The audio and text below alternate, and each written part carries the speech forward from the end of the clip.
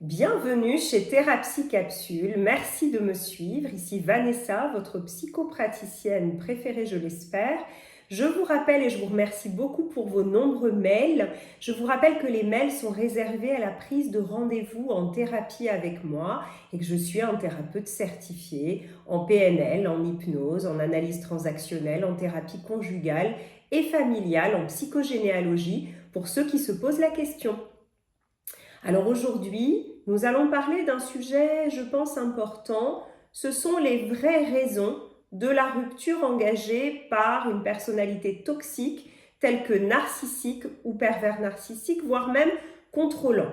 Pourquoi? Parce que bien souvent, les gens qui vivent cette rupture me parlent d'un chaos, d'une confusion, d'une incompréhension. Ça arrive souvent à des moments où ils ne s'y attendaient pas, où eux-mêmes sont particulièrement fragiles, ou alors que c'était une phase plutôt de réconciliation, et tout d'un coup, la personnalité toxique dans leur vie. Alors je le rappelle et c'est important, ça peut être un couple, mais ça peut être aussi un membre de la famille ou un ami. On l'oublie un peu trop souvent. On peut aussi être victime d'une rupture familiale. Les narcissiques et les pervers narcissiques sont les spécialistes de cette question et vous allez le voir, c'est une question bien plus complexe qu'on ne l'imagine. Pour résumer, la fin est contenue dans le commencement. Et ça va peut-être vous faire à la fois du bien et du mal. Du mal parce que vous avez espéré quelque chose d'autre, mais du bien parce que finalement, vous n'y êtes pour rien. Ces gens-là sont des spécialistes de la rupture. Rappelez-vous, la relation avec eux a l'air d'être un lien, a l'air même d'être un lien tellement fort qu'il prend l'essentiel de la place dans votre vie. Pour autant, ils n'ont jamais tissé de lien avec vous. C'est une relation juste d'apparence. Et ça veut dire que parce que c'est une relation d'apparence, la rupture va forcément se produire. Alors certains vont me dire, oui mais ça fait 30 ans que je suis mariée avec lui ou avec elle et on n'a toujours pas rompu. Oui, mais avec ces gens-là, il y a différentes formes de rupture. Rappelez-vous, il y a toujours un cycle de l'abus. Ça commence par le love bombing, par une phase de super idéalisation. Et c'est à cause de ça en particulier que la suite arrive. Souvenez-vous et ayez un repère toujours dans votre tête. Quelqu'un qui vous met sur un piédestal vous en fera toujours nécessairement chuter. Donc dans une relation qui commence très fort, trop vite, où vous êtes adulé, où vous êtes idolâtré, considéré comme une déesse ou un dieu vivant, ça n'est pas bon. Cette personne, elle vient remplir un manque chez elle, elle vient se narcissiser, se revaloriser à votre contact. C'est pas ça l'amour. Récemment, un client me demandait, mais il me disait, mais je suis amoureux, je suis amoureuse. En réalité, non, ça n'est pas de l'amour. C'est quelque chose de l'ordre de soigner son narcissisme pour la personne toxique. La personne toxique, elle ne s'intéresse pas, on l'a déjà dit dans d'autres vidéos, profondément à vous. Elle ne vous connaît pas. Elle ne connaît pas vos couleurs intérieures. Elle connaît juste ce qui peut faire bien dans la société. Évidemment, au tout début, elle a l'impression que vous êtes son sauveur incarné. Elle a l'impression, parce qu'elle ressent des sentiments d'excitation, peut-être de réassurance, qui ne sont pas de l'amour au début.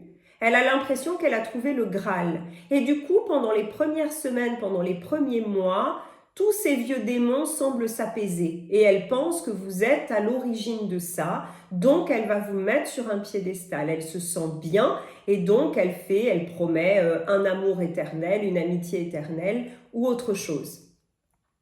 Bien évidemment, ces vieux démons ne sont qu'endormis en apparence.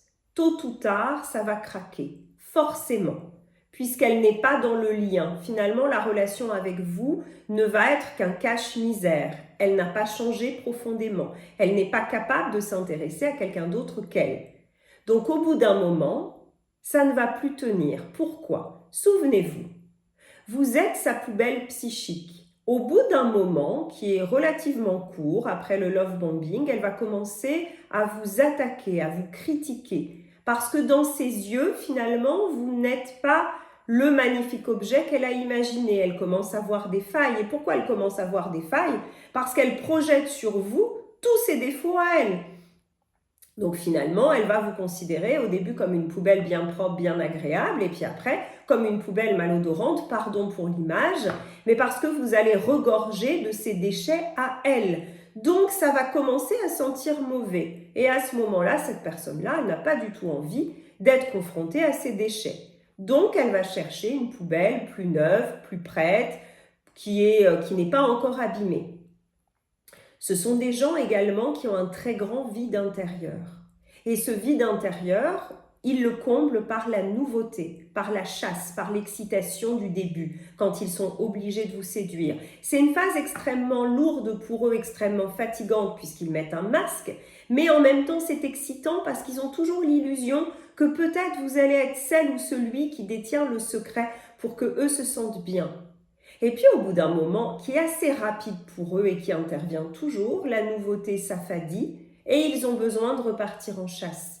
Leur vide intérieur n'est plus comblé par votre nouveauté. Vous avez perdu de votre attrait. Alors bien sûr que vous n'avez pas changé, que vous êtes toujours une personne super, mais pas dans leur regard à eux. Ça veut dire que nécessairement, si j'épouse un narcissique ou un pervers narcissique, ou un contrôlant, au bout d'un moment, il va se lasser de moi. Quoi que je fasse, même si je me soumets à tous ses diktats, même si je le soutiens énormément, peut-être même surtout si je le soutiens énormément, au bout d'un moment, je vais perdre de mon intérêt. Et il va aller chercher ailleurs. Il va de toute manière toujours chercher ailleurs, mais ça va intervenir relativement vite. Alors vous allez me dire, oui, mais moi, je suis quand même mariée depuis des années et on est toujours ensemble.